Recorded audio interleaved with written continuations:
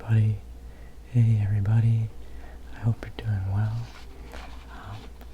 I wanted to do a quick video today showing you a couple of my favorite CDs that I own that I sort of think give an idea as to like what I'm into. So thanks for tuning in. If you like these CDs, let me know. Or if you like these artists, let me know, or these records. If you don't like these artists, let me know. That's cool too. That's so makes a horse race. I like to hear why people don't like stuff, and I totally get why people wouldn't like some of the music that I like, and I understand why people like the music that I don't like, and I think music is like one of the most like subjective pieces of like art and like media that you can like get into, like in that everybody, like, it's so much more heavily based on taste, in my opinion, than like a movie or I guess books, but not really. But yeah, what do you like? What do you like to listen to? What do my subscribers listen to? What do you listen to? What do you listen to? You're listening to ASMR. Do you listen to any music? Do you listen to any music? I'm sure that people who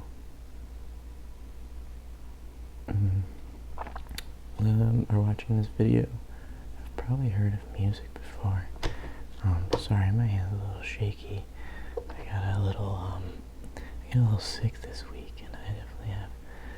I'm still recovering. I still kind of am sick. So yeah, I'm gonna try to keep this like soft-spoken thing going, and yeah, let's get to it. All right.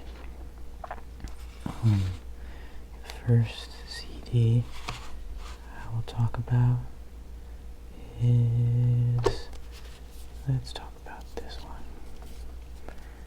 This one, and you can see me in the reflection of this. There I am. There I am. This is my Bloody Valentine. My Bloody Valentine. And this record, this record is from 2013, and it's called MB.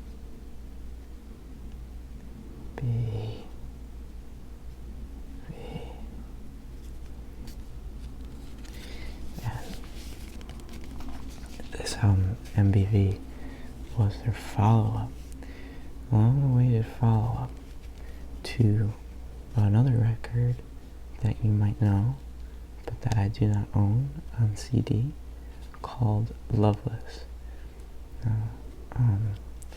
That record is really, really good, and I believe that record to be very easy to sort of like pull separate tracks out of it as like singles. Like, it's definitely really got hits, and like When You Sleep is a really popular song from that record, and for good reason. It's very good, and it's very catchy, and the reason why this album took so long to make was because the band, especially the front front guy, Kevin Shields, is a bit of a perfectionist. He's a bit of a perfectionist. There I am. There I am. Can you see me? Wow. Yeah, Kevin Shields is a bit of a perfectionist. And he took a long, long time to finish Loveless and to finish MBV. I'm pretty sure this came out February 3rd, 2013, because I remember where I was at the time, and I remember being so excited to listen, and it's really, really good. Now, like I said, like, these songs on the CD are much less, like, poppy, and I think the record sort of just really comes together as a whole, really well, and it's, like, best listened to as a whole, because it's definitely this kind of this world, in which, that this band has really created, and I think that the artwork does a really good job, sort of expressing the kind of music that's on here. It's definitely, like, you know, like my Bloody Valentine for the digital age, that's for sure.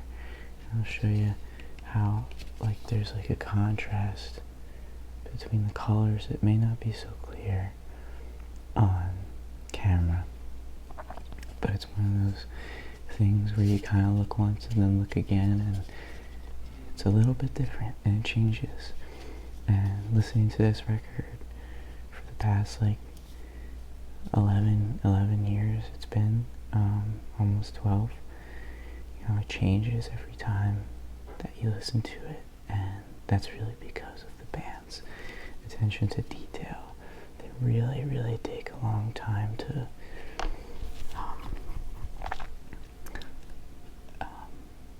make these albums, and they're really good.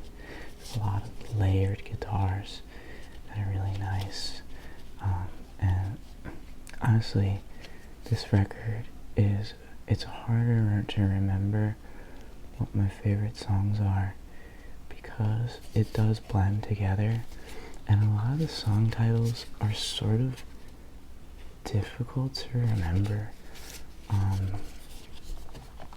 Like, I know there's one song called Is This and Yes, and nothing is. Nothing.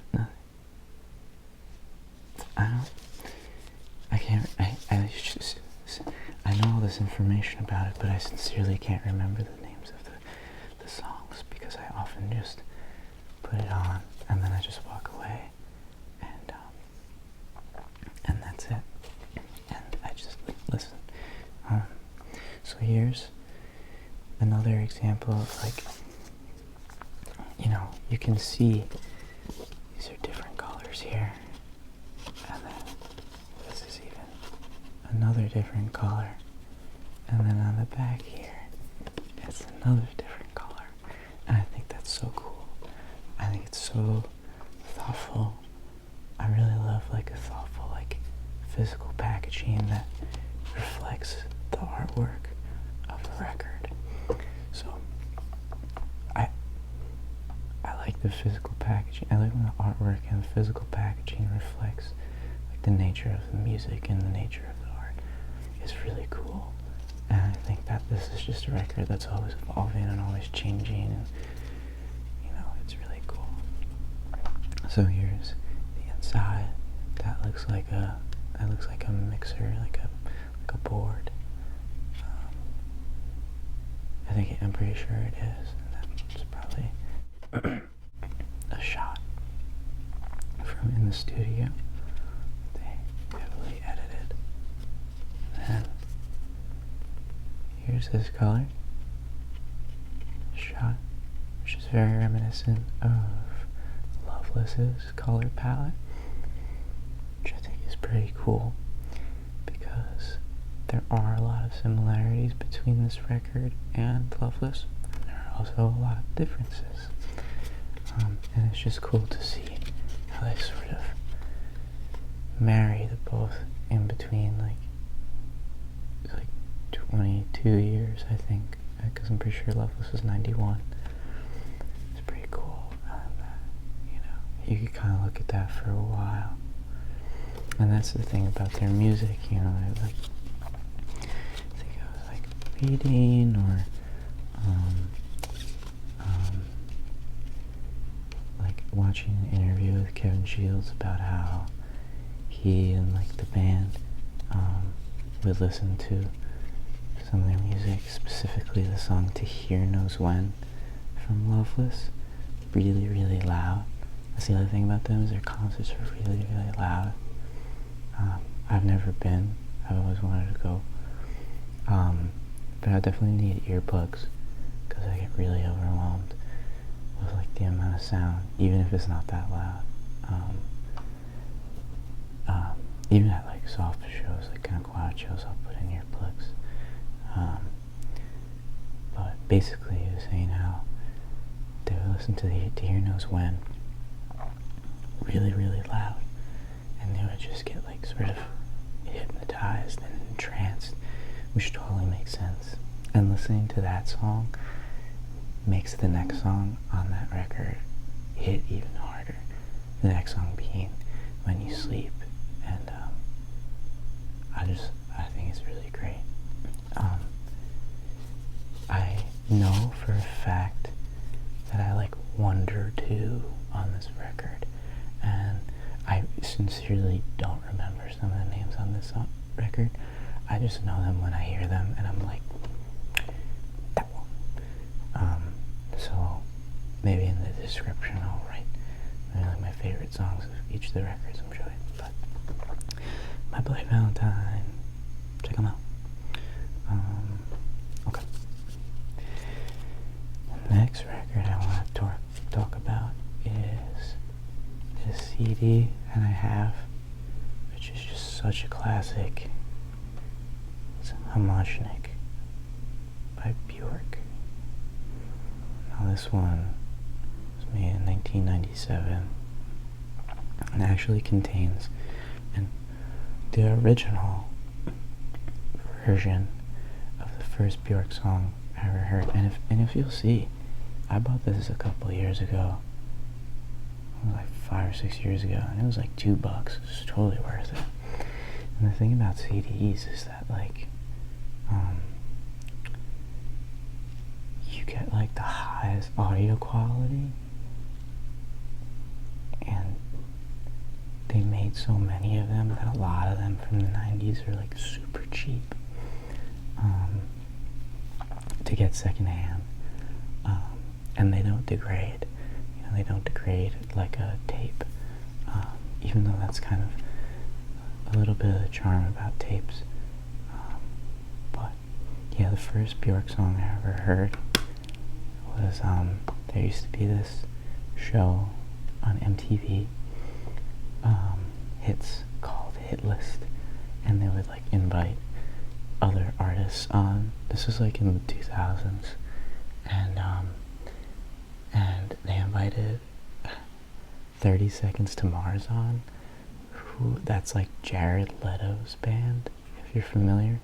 And I was introduced to Jared Leto because I thought through 30 Seconds to Mars, and he picked the last song on this record, but it was an alternate version, and that's All Is Full of Love. All Is Full of Love, and it's a beautiful song. The version that he picked, it was like the music video version, and it's like this like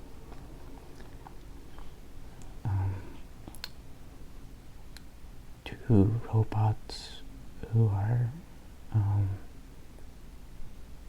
femme robots who end up engaging and you know, they're hooking up. It kind of blew my mind when I was way too young to be watching that, no less, like MTV in general. But the song really blew my mind. The music video really blew my mind too, but the song just, I couldn't believe it. It was so beautiful, and this version is really beautiful too. And this record is just like, sorry, my dog's making weird noises. She's sleeping, but this record is nuts. It's so good. Like, I'm getting chills thinking about it. I think it's my favorite Bjork album, and the art is so rad. It's just so cool. Like, there's like this little Bjork logo right here, and like, you can't see it, but I recommend like picking up a copy of this because it's so cool. Like, it's just ahead of its time. 97, you know, there were a lot of cool records that came out that year, but I think in retrospect this is like the best one. Like, look at this. It's so cool. It's so rad. It's like so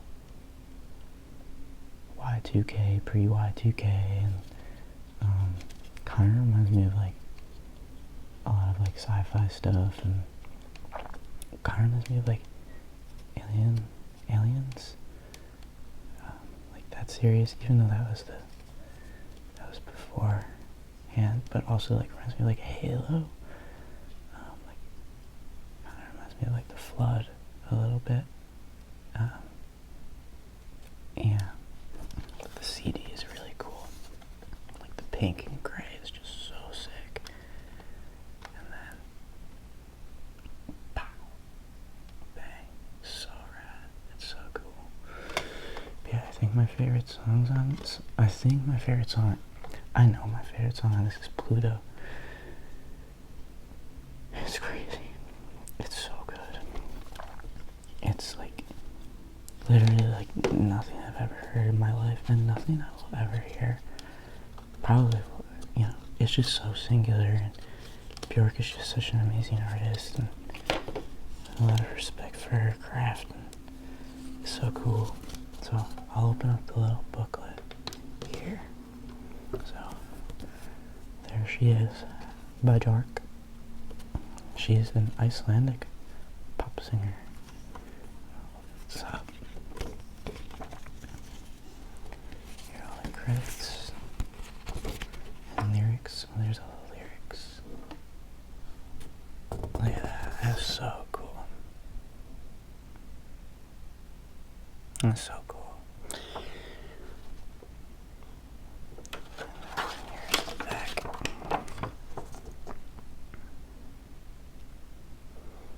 Pretty cool. Pretty cool. And like,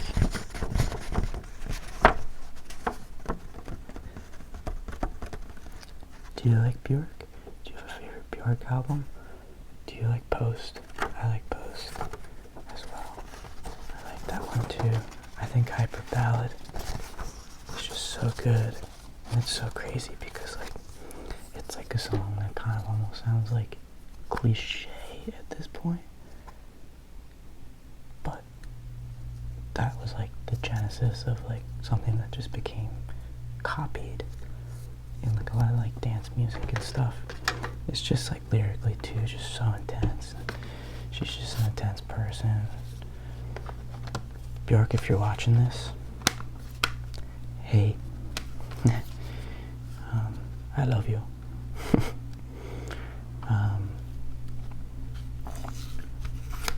Yeah. Okay. And then the last CD that I have is this one, The Runners 4 by Deerhoof. So good. This came out in 2004, pretty sure.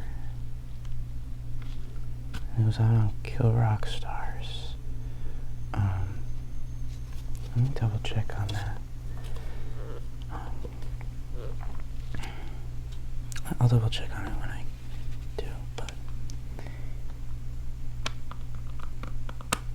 okay. So here's the cover. I'll sort of bend it towards you so you can see here. Deerhoof. Flowers. Pigeon. Cactus. Bucket. Mug. Sorry, I'm reading this backwards. Cat tent. Cat tent. And hat. And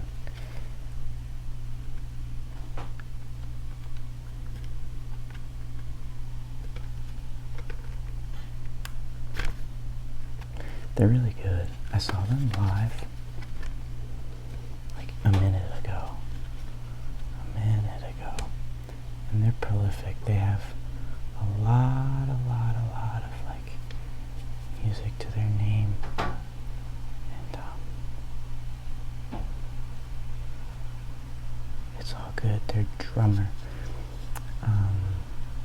Greg Saunier, is excellent. Chris Cohen is also in the band, who's really excellent as well.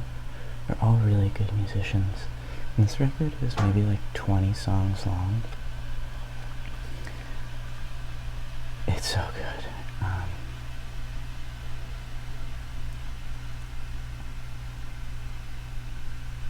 I would say that my favorite songs are Twin Killers,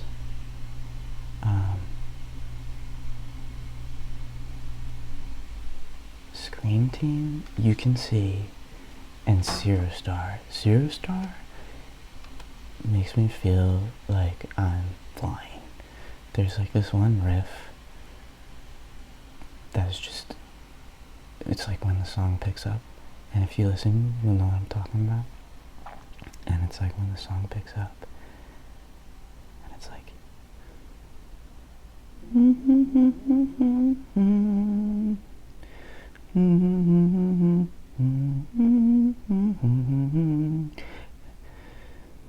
and it's just so good.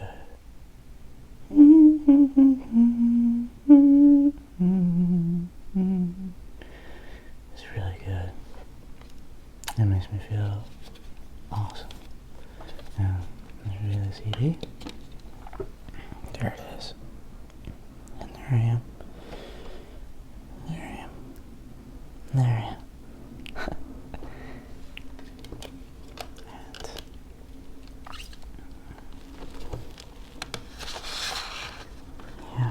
And then here's the back of there. So what do we got here? It's a sculpture.